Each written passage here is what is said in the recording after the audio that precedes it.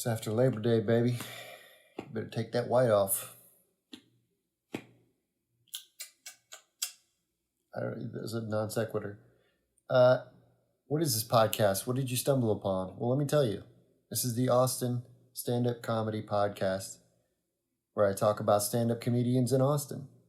Talk about what I like about them, what I remember about them, since I hadn't been on the scene here for a while, or we're all tucked inside.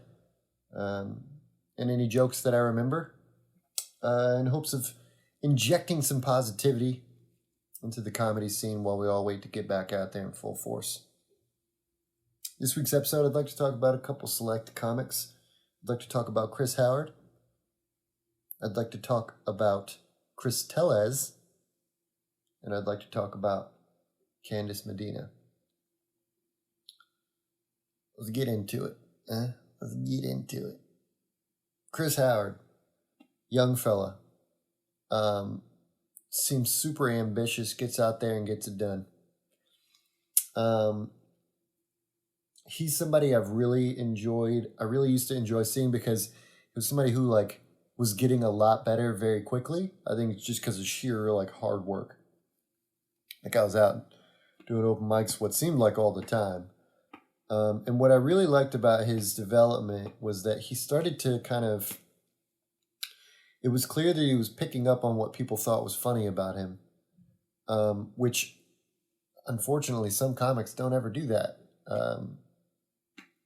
But he was picking it up and he was kind of digesting it into his jokes in a way that was palatable for people and enjoyable.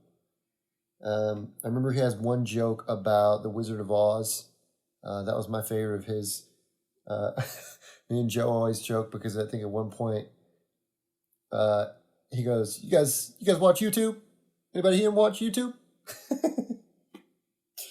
I really love that. What was the other thing he used to say? He would be like, he had a very Kevin Hart kind of delivery. So, okay, went to go hang out with some friends. I was like, bet, let's do it. But he was good. Shout out to you, Chris. Hope you're doing well. Hope to see you back out there on the scene when the restrictions lift a little more.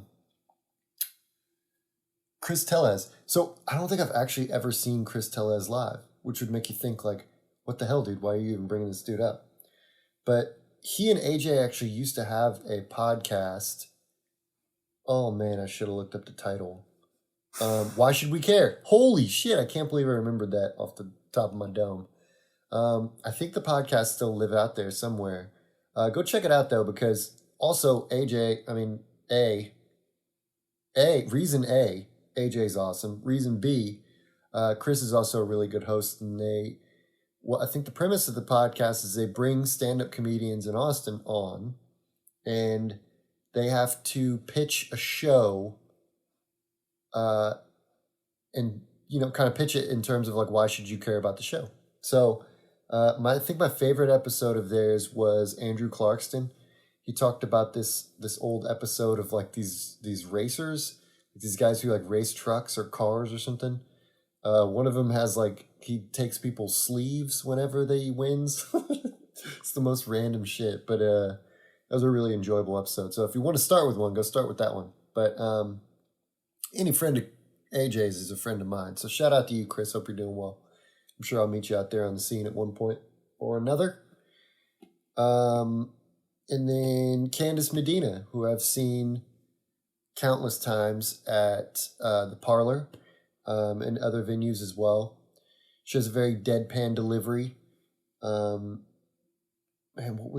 She had one joke that she did one of the last times I was at Parlor, and I was like, damn, that's a really good fucking joke. And I can't remember what it was.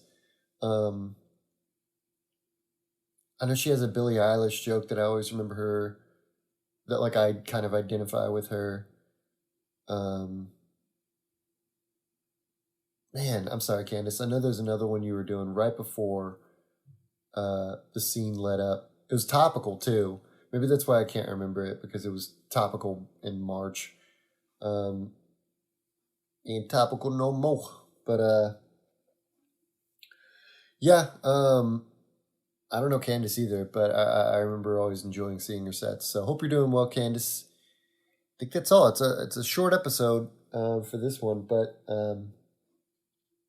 yeah, if you're a stand-up comedian in Austin, or were at some point when it was still going on, there's a good chance I'm going to talk about you. If I haven't already, if I have, jump into the YouTube channel. It's searchable by name. You could search your name, and then you could probably hear me saying some nice things about you.